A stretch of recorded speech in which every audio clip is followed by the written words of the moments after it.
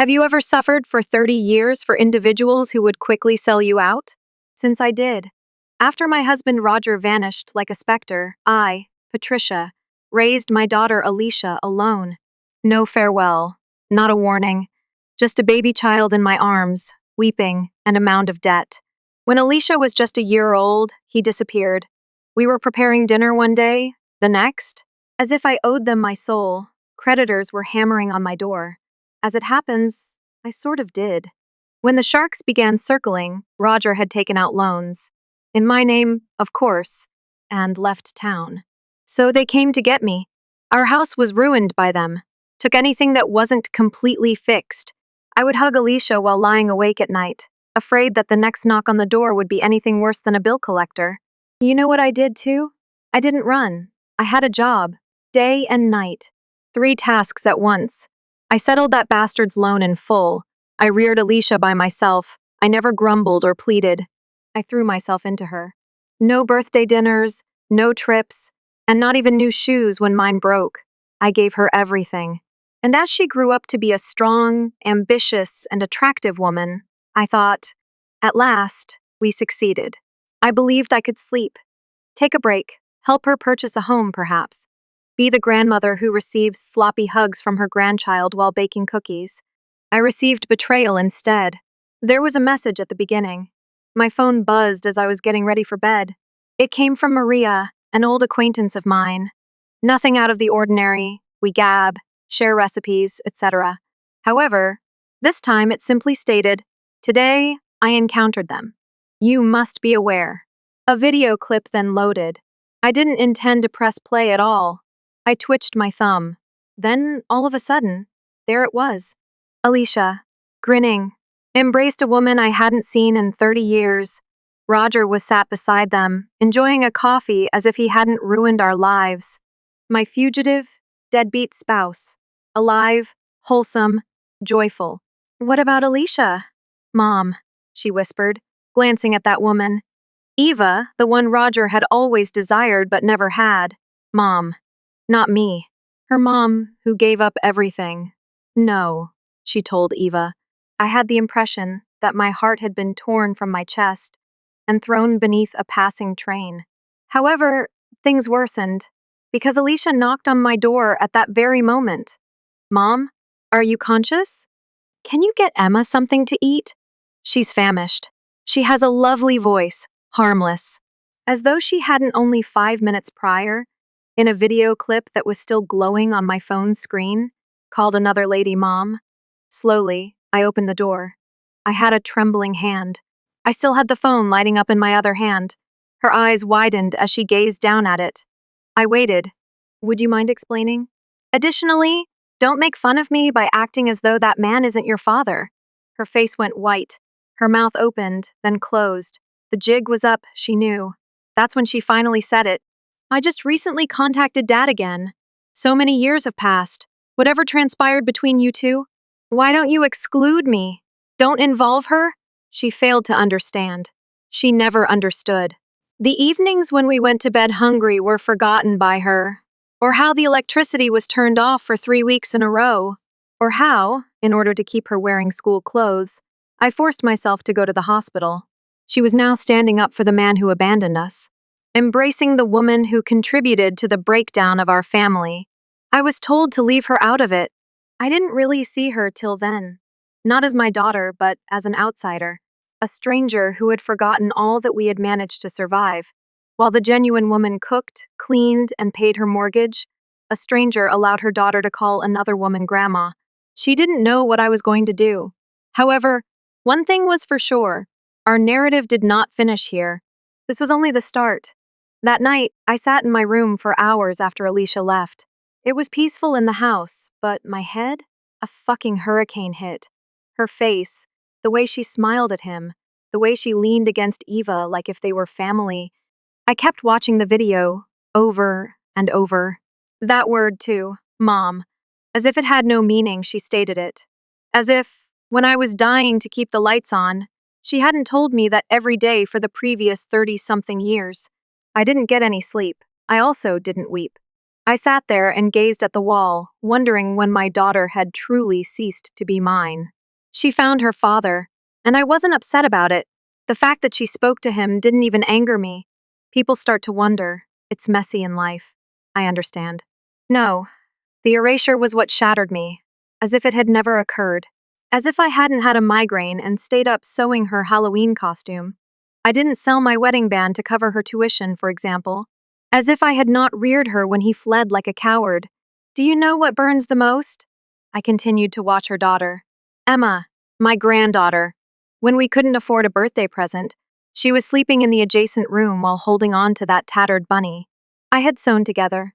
Alicia's old baby blanket pieces were used to make it. And so I was. Feeding her child. She went out and called a different woman mom. You may refer to it as petty. It might be referred to as overthinking. Don't call it unearned, though. I prepared pancakes in the morning. It was because I always had, not because I felt like it. Emma also had a fondness for pancakes. I almost smiled when Alicia came downstairs, beaming and happy as if nothing had occurred. She said, "Hey, Mom. Once again, I appreciate your assistance. I will return by dinner, but I have some errands to go today." I said nothing at all, as if she hadn't just planted a nuclear bomb on my heart. She kissed Emma on the forehead, took her handbag, and left the room. Emma crawled into my lap after she departed. She requested that I reread The Elephant Book to her. Yes, I did. I didn't flinch once while reading every single page, because none of this was her fault, and that tiny kid had no idea what was going on. However, something was changing within me, something that had been devoted to the bone. The old part? It was worn out. I got my laptop open. To be honest, I had no idea what I was searching for. Resolution? Acknowledgements? I went looking. You know what I discovered? Pictures. Images of Roger, with Eva, with Alicia, holidays, dinners, a cruise. Social media was flooded with them. Naturally, Alicia had concealed everything from me, including privacy settings and various accounts. But all it takes is a fast search for reverse images. Everything spilled out. Then I noticed that one picture had the date, Christmas Day. I sat by myself that year, assuming she couldn't come visit because she was working extra shifts. She wasn't at work. She was in Cabo. Alongside them, she didn't even consider answering the phone. That's when I lost my temper. And by snapped, I don't mean that I hurled anything or screamed. I mean, I made up my mind.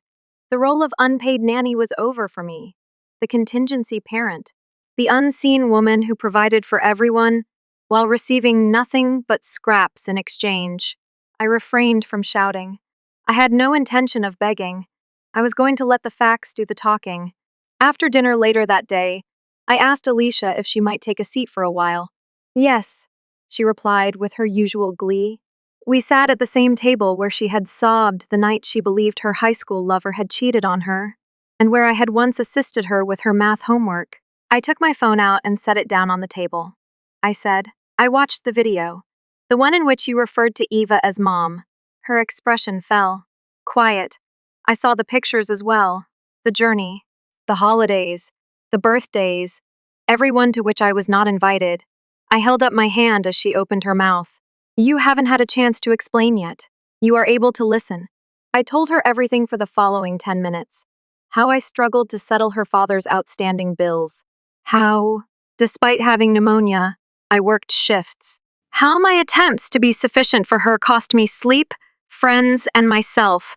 How, while he was away creating a second family, I reared her on my own. And how she continued to pick him. Eva, not just him. The woman who, while I was holding Alicia on my hip and acting as though I was unaware, would flirt with my husband at every cookout. Alicia broke down in tears. I didn't stop her, because that was the first genuine expression I had seen on her face in a long time.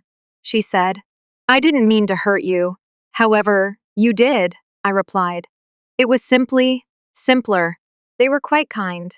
He also claimed to have changed, Dad. I gave her a direct look. What did he transform into? A father who allows his daughter to tell the woman who saved her a falsehood? She didn't know how to respond. I got to my feet. Alicia, I need some time, as well as space, Additionally, you'll need to locate a different babysitter starting next week. Her gaze expanded. Please, Mom. Emma adores you. I gave a nod. I also adore her. I will not, however, teach her that love is sacrificing oneself for those who only appear when it is convenient. I slept guilt-free that night for the first time in decades.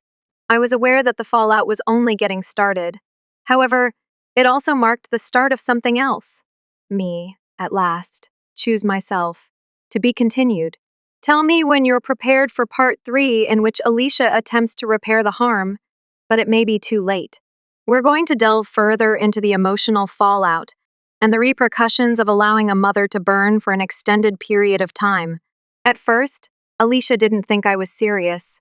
It was only a theatrical moment, in her opinion, that everything would return to normal. Me at the stove, Emma on my lap, her coming and going as if nothing had happened, and that I would settle down in a few days, perhaps a week. She misjudged me. Once more. She texted like clockwork during the first week. Just checking in, Mom. I hope all is well with you. Tell me if you require anything. I didn't answer. After 3 days, Emma is always inquiring about you. We might be able to stop by. No response as of yet. By day 7, I received a voicemail, her voice cracking as she tried to appear casual yet guilty. All right, I understand. I am aware that I made a mistake. I simply didn't know how to, I'm not sure. I didn't think that would cause you so much pain. I didn't think it would pain me that much. As if it were a scrape rather than a stab. As if she didn't smile and call her mom while sitting next to the woman who knew my husband was married but continued to pursue him. They pretended to be a happy family in secret, as if I hadn't reared her alone. What no one tells you, though, is that silence has great power. When someone is accustomed to your constant presence, your constant affirmation, and your constant cleanup of their mess, stillness becomes unbearable. And I didn't say anything? It was an earthquake, dang it. She arrived the second week. She entered without knocking, as if this were still her backup place in case life became too real. I was brewing tea in the kitchen. I didn't even raise my eyes. I take it you still have a key? She stopped, as if she had just discovered that she had entered a new incarnation of her mother. Please, Mom. I should have told you, I know. I was afraid, though. I was afraid of losing you. I pivoted. Be calm. Empty. Instead, you allowed me to learn about it through a video that I received from someone else. How little did you trust me? She seemed unable to find the right words to express what she wanted to convey. Emma is missing you, she muttered. That's what I felt. I did, God. With all my heart, I miss that tiny kid. I didn't flinch, though. I also miss her. However, I will not serve as a stand-in while you construct a life with those who deleted me. Then I said it. You must return my house key to me. Her eyes widened. What? I won't throw you out. Regardless, you are no longer residing here. However, this residence is no longer your fallback option. You knock if you wish to see me. She paused. The keychain was then carefully removed from her bag and placed on the table. It seemed definitive. Yes, it was. When she was gone, I took the key and sat on the edge of my bed. It was the identical one I had created for her on her 16th birthday. She appeared so proud, as if she had just been given access to the entire world, as I recall. And now, this. I'll tell the truth. That night, I shed tears. Hard. You can't stop crying no matter how hard you try. She didn't make me cry. I shed tears for myself, for all the iterations of myself that kept giving without ever considering asking for anything in return. That evening, I came to the unpleasant realization that the stand-in was myself, the emotional titan, the safety net, the person who reared her, tended to her injuries, and settled her debts and was subtly displaced when the more convenient and gleaming form of family returned to her life. And Alicia wasn't the only one involved, and it was about Roger. He had never been punished. After leaving me with the wreckage, he walked out and was warmly received upon his return 30 years later. Don't apologize. No responsibility. Simply sitting at the dinner table in the first row as if he had never missed a meal. Eva too? Let's not even talk about it. She was giggling behind my back at a cookout the last time I saw her before all of this, and I was chasing Alicia around with slices of watermelon and sunscreen. She used to treat flirting with Roger like a game. and I always suspected she was the reason he left. I suppose I was correct. In the third week, Alicia called once again. I didn't recognize the number this time. Perhaps she believed that I had barred her. I didn't. I simply wasn't listening. Her voicemail was left. I told Dad and Eva that I also needed time away from them. I left home. Emma is always questioning why she is unable to visit you. I'm at a loss for what to say to her. I nearly laughed at that. Nearly. I had, however, learned my lesson. They had all used guilt as a leash on me for many years. I wasn't going to bite this time.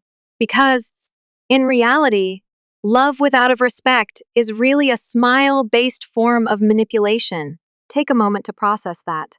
I had lost my anger. I was finished. I didn't stop watching, though. Not quite yet. I needed to know one more thing.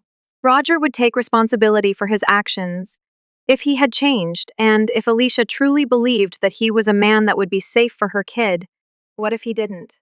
All right. To put it mildly, I had changed since he left me 30 years ago. After 30 years, you would think that seeing the man who destroyed your life would set off a chain reaction. But when was the last time I saw Roger? I didn't shout. I refrained from crying. Nothing was thrown by me. For the first time in my life, I didn't feel little when I looked at him. On a Saturday, it took place. Alicia unexpectedly texted me. Dad would like to speak. He stated he should talk to you. Is the Mill Cafe a good place to meet him? I spent some time looking at the message. Even my desire to go was uncertain. I had created a completely different version of myself based on the idea that I didn't need that man's voice. Then I thought about Emma. I also recalled how simple it is to mistake charm for change. I therefore concurred. I arrived 15 minutes ahead of schedule. The aching, the history, the nerves I wanted to sit with it. I watched the door as if it were a time machine while drinking bitter coffee at that weathered wooden table. After that, he entered. The same eyes, the same crooked, sleepy smile, a bit grayer hair, take a somewhat more rigid stance. Don't be misled, though. It was him. He took a seat as if we were old friends reuniting after a trip. He grinned and said, Patty, I completely stopped him. Don't refer to me like that. He blinked. For a moment only. However, I noticed the crack. His coffee seemed to have answers when he glanced down at it. All right, I apologize. There was silence between us. Not uncomfortable. Heavy. As if we were both perched atop a fallen bridge. At last he spoke. I wanted to apologize. I didn't answer. I was a kid. I'm afraid. Back then, everything seemed too much. The bills, you, and the baby. I took off running. I ought not to have. I now understand that. Do you? Quietly, I asked. He raised his head. Yes, I do. I bent over. So why did you tell Alicia a falsehood? Without telling her what you left behind, why did you allow her to think you were some lost soul deserving of another chance? He took a deep swallow. I was unsure of how to tell her. I said, You didn't want to tell her. Then he gave me a direct glance. Not combative. Simply exhausted. You're correct. I didn't anticipate that. Excuses were what I expected. Deflection. Manipulation. Honesty was something I didn't anticipate. I was self-centered, he added. And I was fortunate. With Eva around, it was simple to forget what I had done. I arched an eyebrow. You're just saying it now? As if making a confession brings you peace? He gave a head shake. No, I am aware that it doesn't. All I wanted was for you to hear it. From me. I was momentarily at a loss for words. I finally saw him clearly after all these years. Not because I've forgiven him. He wasn't an evil creature. He was a coward. Furthermore, cowards are dangerous, not because they are bad people, but rather because they will constantly take the easy route, regardless of the consequences to others. I inhaled. Are you aware of how it felt? I inquired. Having 3 jobs when rumors circulated that you were quitting? Holding Alicia while she sobbed and struggled to comprehend Daddy's absence?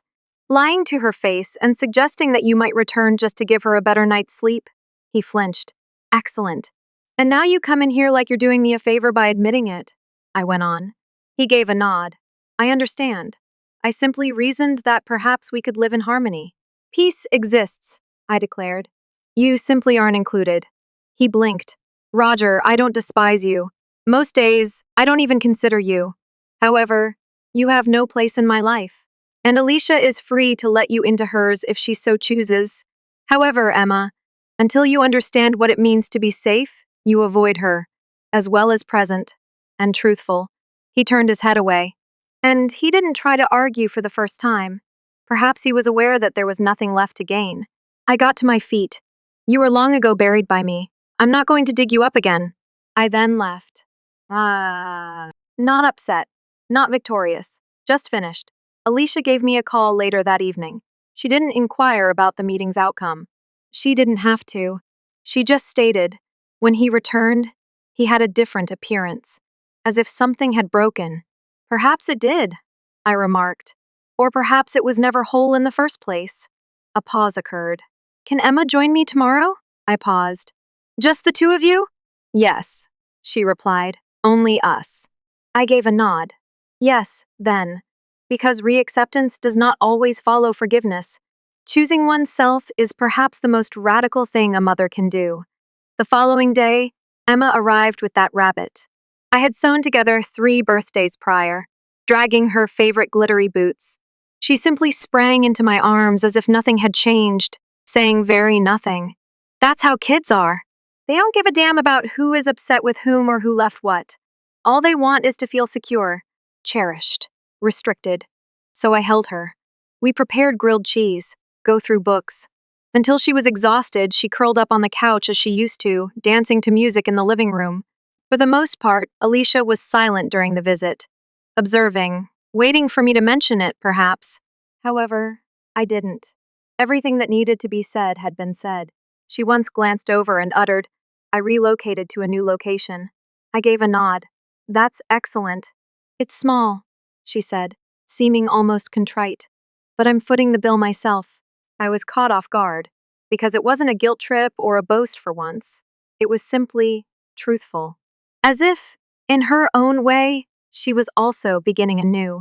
When she departed, we did not embrace. However, we also didn't flinch. It was a tidy farewell, one that wasn't as painful as the others. A few weeks went by. She would occasionally bring Emma. Stay a while. Not always.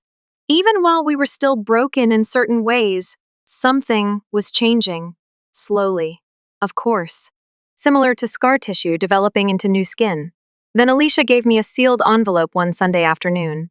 Dad gave it to me, she said. Neither have I opened mine.